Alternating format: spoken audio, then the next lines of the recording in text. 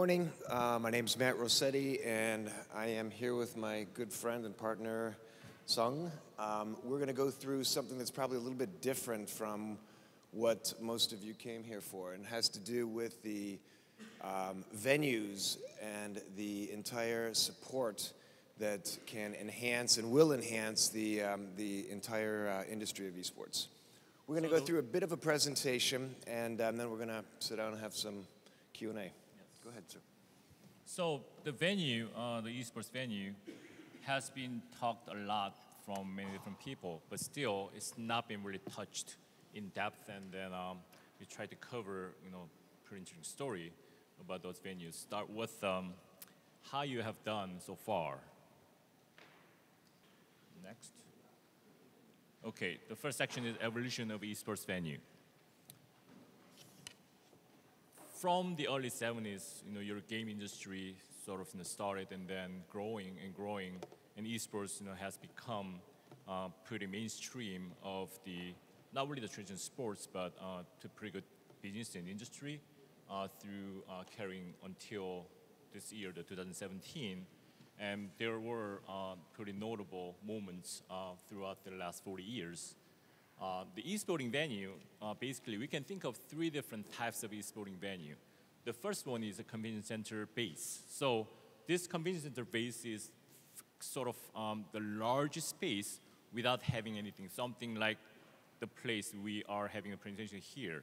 So this sort of the convention center is pretty large empty space, but because there is not much of the equipment to support those sort of events from the player side as well as for the fan side, you have to bring lots of things to make that happen, including seats, tables, the stage, the media functions.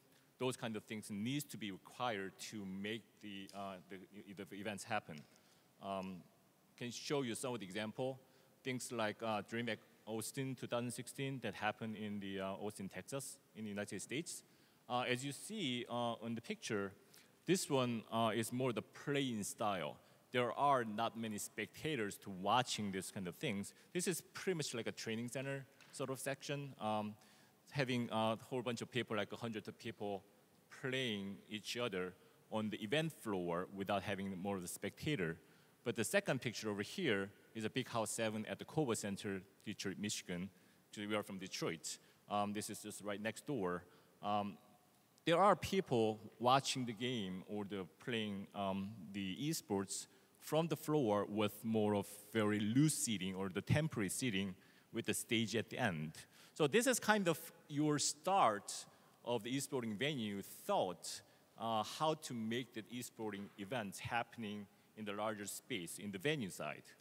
But that has been changed over the years to grow into more of the esports specific venue.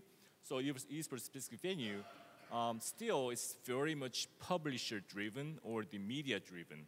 So the spectator aspect is not quite a lot to make the sort of fan experience or spectator experience great. So relatively small, something like 300 to not really larger than 1,000 seats, has very, very highly extreme high-tech equipment equipped. So it has everything, but still, it's not really touching a lot of experiential side of the esporting events, more focused on the player side. Some of the example, as the Riot game, the Battle Arena in California, this one is very in a nice setting in terms of the watching in the very small types of events. Something like a Blizzard Arena, that is even a little bit larger site, almost like close to 1,000 seating capacity. But still, this does not really support lots of F&B or other fan amenity stuffs other than simply the viewership or the viewing experience in the arena. The Turner Studio, Turner Media or Turner Sports is kind of another big name driving this esports into the some of the business strategy, and having the Turner Studio with the E-League lasting 10 or 12 weeks of the series, the TV series, making this esports pretty interesting to almost other public sectors, rather than simply the enthusiast. esports arena in Las Vegas or the OGN in Korea here in Seoul, those are quite different because it's not really driven by the publisher, the media. Rather, this is really driven by the promoter or the operator. Some sort of different stakeholders got involved in this type of arena. Lastly, you have seen many, not really many, but a few of the larger events, such as the League of Legends Championship, that happen in the traditional sporting and entertainment venue, such as MSG or the Staples Center or the TD Garden just last month. That one is pretty good setting in terms of having a good event, a larger event with almost like a 15,000 to 20,000 seat capacity, and also the basic amenity or the infrastructure is already there. Not everything, such as sometimes you are, this type of venue is lack of some of the IT support or some of the power support. Of course, it doesn't have a stage, permanent stage. It doesn't have any caster station. Those kind of things that has to be brought in to make that happen. So you can easily imagine the loading and marshalling sort of things are very, very important to make this event happen in this larger venue. Some of the example here is Dota 2 in Key Arena. Interestingly, Key Arena in Seattle has been more of the holy place for Dota 2 because holding this Dota championship for the last few years. Another thing happened in the Sangam World Cup Stadium in Korea. This is outdoor stadium. It's not very often happening in the outdoor stadium for the esports event because of many different variables. Because of you really can control the weather, and lots of unexpected things happen on these types of venue as well. SAP Center in San Jose or the MSG. But what you see here, what happened in the past is that you see lots of end stage setting. So end stage setting is kind of common for the esporting event, for the larger scale, the venue. But in this picture over here, it's more of the center stage setting with more two-way setting, and the commentator station is right in the middle. So the very interesting about the esporting event compared to the traditional sports is to have the commentator station or the casters are really part of the event. And I really like this picture over here, the TD Garden, which happened to be our project. We have the center stage setting with people sitting all around, like a 360. But still, like the other picture next to it, you really don't see many people sitting on the upper bowl because of two things. One, you don't have that many population or the guests to watch this even larger event, and also the viewing experience from the upper bowl for this type of 18,000 or 20,000 seat arena is pretty bad, because we understand that the viewing experience for the esports is quite different from the traditional sports, because traditional sports is pretty much happening on the floor or the event floor, while the esports you really watch on the screen a lot. So we got to think about the different viewing experience, how to make it improve. So that's kind of what I see from these pictures, and think about how to improve those the fan experience for the future of the esports arena. So this is really why we're here. This is, I think this is the interesting context for you, that Sung just went through the history and where things have gone. When, just as traditional sports 30, 40 years ago were barely a scratch in terms of the percentage of GDP, and once they get to a place like today, where they've, in the US and North America, they've replaced much of our manufacturing industries in terms of percentage of GDP, they become something. Right now, and when you look at the global sports market, esports is not even a scratch on the chart. But just like traditional sports in the 70s, it is starting to take off exponentially, and we know that they'll have a place. And the idea is, what will be the place, what will be the home that allows this to happen? You can see on the right, the esports slices of pie right now comes all from sponsorship, advertising, and publishing fees. So they're not capturing any of the gate, which means they're not capturing any of the experience of the venue. And that's where the revenue is driven, because When the venue is filled, it becomes popular for broadcasting. So broadcasting gets involved and it becomes popular for corporate partnerships. And that's where the billions and trillions of dollars come into traditional sports. So we are not just talking about sharing the pie. We are talking about growing the pie and making sort of, all win-win situation. So the whole idea is that this is not just about the event. And I know that that's probably near and dear to all your hearts, but the idea for us, from our perspective, is how do you stretch that out? What is the entire procession from the morning to the evening? How do we address all of the things that go into the making of an event, of an experience? And it starts with what we're seeing in most venues have added these extremely large urban lobbies that have 7-day uses, so that you have people that you're drawing to the building all the time as opposed to just during the event. And Matt, actually, I like the word event day experience instead of just simply event experience. So this is really full day of experience. Yep. That's what we are talking about. Good point. It starts with fan and guest seating. Obviously, this is the bulk of it. So you've got to have the right kind of seating, the right mix of seating. It's a combination of taking care of your GA and your premium.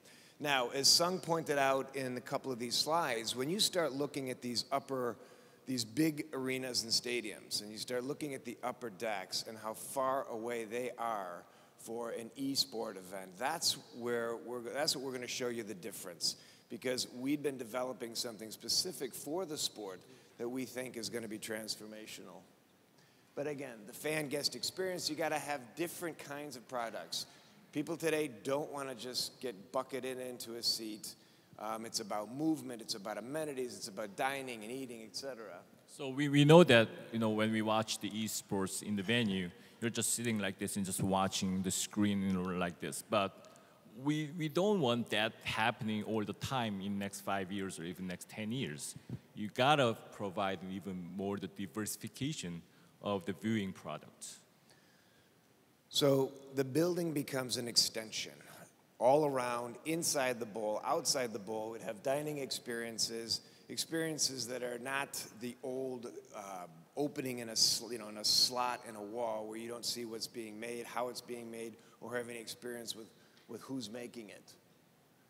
Retail is the same way. You don't want to buy something you can't touch, you can't see. So the advent of some really cool looking stores that you can walk in, you can touch, you can move around. This is driving enormous dollars on the merchandise side.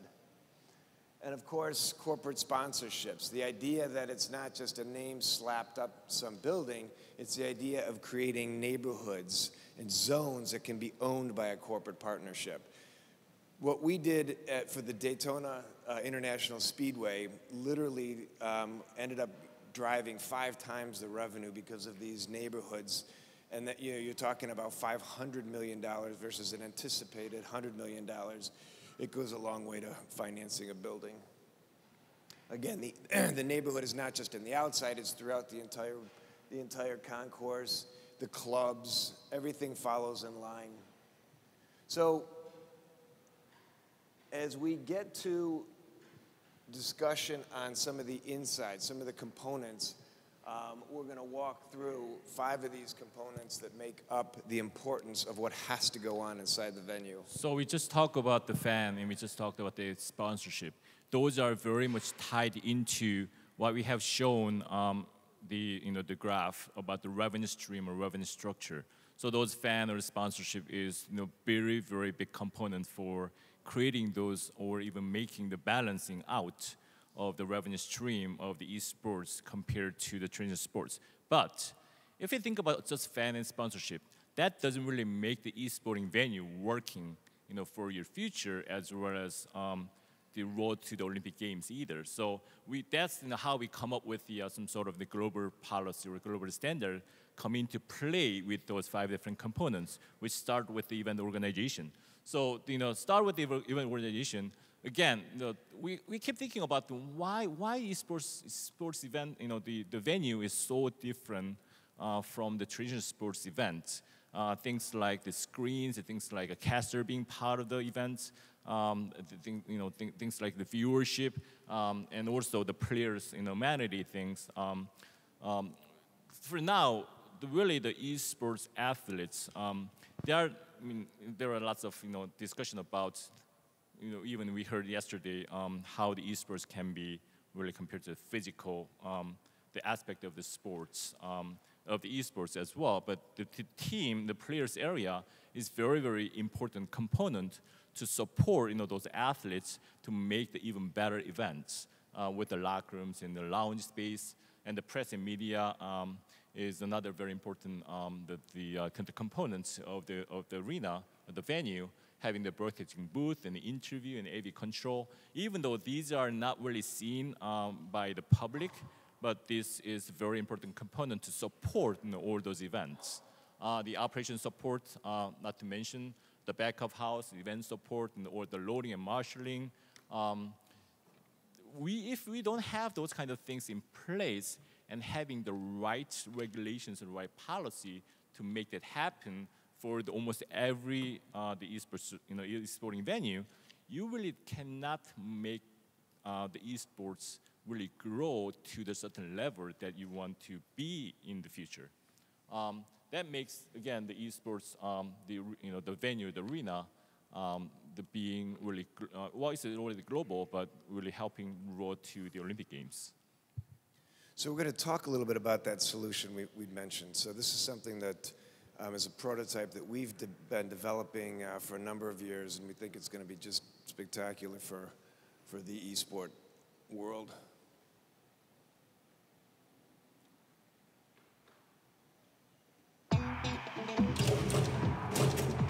The entertainment arena. For thousands of years, the fundamental design hasn't changed, but the present digital age is now changing the landscape of live entertainment. Fans now have instantaneous access to information from anywhere. The shared online experience is now an integral part of the event, an experience that resonates long before and after the show. So why would we still want to go to the arena? Now more than ever, people are searching for authentic experiences. Feeling the sound, a bond with the performers and the crowd around them, living through hundreds of moments with all of their senses. At Rossetti, we design places to maximize experiences for people. It is our job to make those experiences as unique, visceral, and authentic as possible.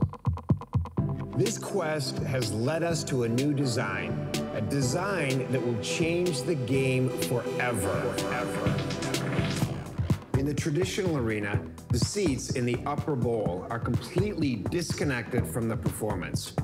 We're going to break this up and then move the seats forward until they hover right over the action, creating multiple tiers of seating that compress the open volume inward. This is going to be far more engaging for the audience and more electrifying for the performers. As the contracted bowl takes up less space, we open up the concourse to new possibilities. The atmosphere of the bowl will flood throughout the space. And the life of the concourse will now be as much a part of the experience as being inside the actual bowl. After 7 years of development, we have created the entertainment experience of the future. Basketball, hockey, esports, and music.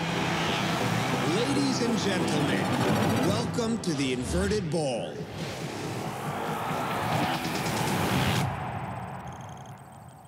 Nothing like a little drama, right?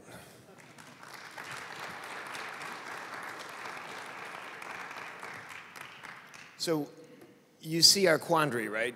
Those bands, those 4 bands are what we talked about, taking that entire upper bowl. Because if you're looking at it, you're trying to look at players way down on a center stage or end stage, it doesn't matter.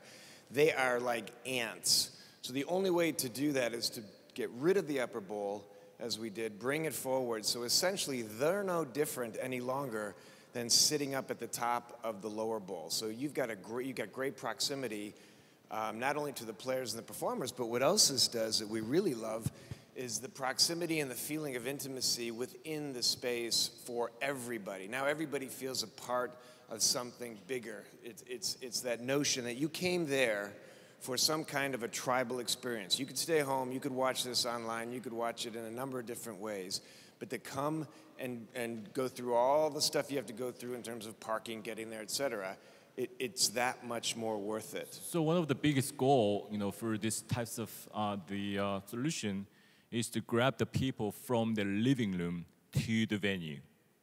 Yep. So essentially, this is you saw it in the video, so it really explains it better. This is essentially the 4 steps of what we did, how to do it. There's a ton of geometry. There's about 7 years of research that went into this. But the idea that, again, you can see is how we've pulled people forward.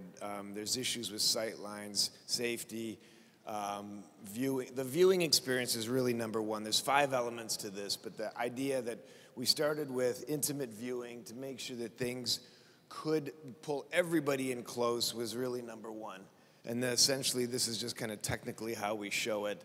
Again, the engagement, what it would feel like on those front rows. So nothing like anything you've seen before.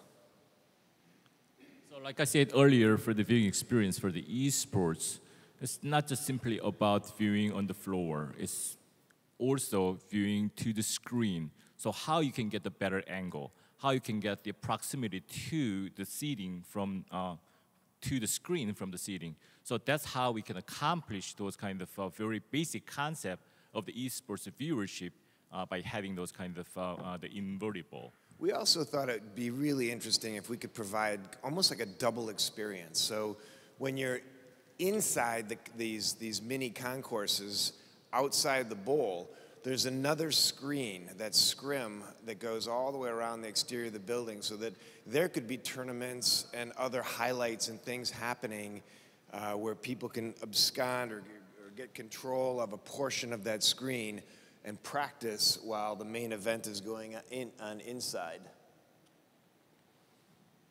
So again, I mentioned this idea of the immersive social side of things. So it isn't just the player-performer, it's also player-to-player and performer-to-performer.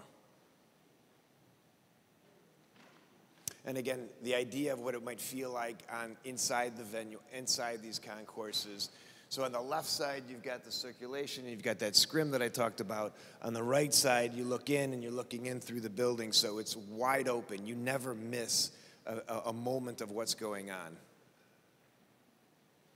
And then, of course, the next level is how do these get integrated into larger developments? Because that is what's happening in the sports industry and entertainment industry. The idea that a venue sitting in the middle of an asphalt parking lot is a 30-year-old paradigm. Today, it's how we integrate them within the urban context, and the notion that we could do it in such a way that it's very porous and engaging is the right way. Yeah, we talked a bit about this, the staying in the event, the idea that you never miss because it's always open. And then finally, the adaptability is key because when you're building a $500, $600, $700 million venue, which is essentially what these are costing these days, they need to do everything from housing teams to concerts to esports to everything under the sun that they can pull in. So we go from the esport event to the concert event, and then to a myriad of others, as you saw. Sound is going to be incredible. The sound, because we brought this in like the old opera halls of the 18th and 19th century, the idea that you're containing sound, you're compressing sound, you're pushing it back in without the loss of reverberation is going to be tremendous. We've had acousticians looking at this in a number of different settings. So it will be just as impactful as the setting itself. And then finally, I mentioned a bit about how the setting is. Sung is currently engaged in a really interesting one right here in Korea.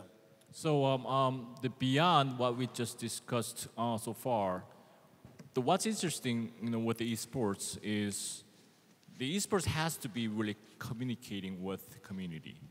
It's not just us alone. It has to be working with the community. It has to be part of the community asset. It has to be part of the whole society.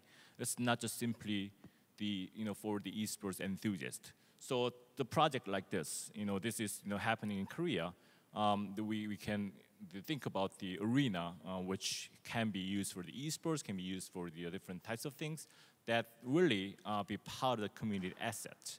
And the corporate world too, yeah, of course, it's really part of. It really it really benefiting the public as well as to the owner or the operator of the venue, and that generates the public benefit as well as generate the economic value. And I think just one last point, the idea that there's a whole generation of people who don't get it. They don't understand what is the attraction. And the idea, frankly, that some of these venues could now almost be like the old drive-in theater where you've got the exposure of what's going on inside the bowl on that scrim that I talked about on the outside within some kind of a jewel box within an urban context just makes it also that much more real, that much more illustrative to the entire population. So I think that concludes. Thank you very much. Thank you.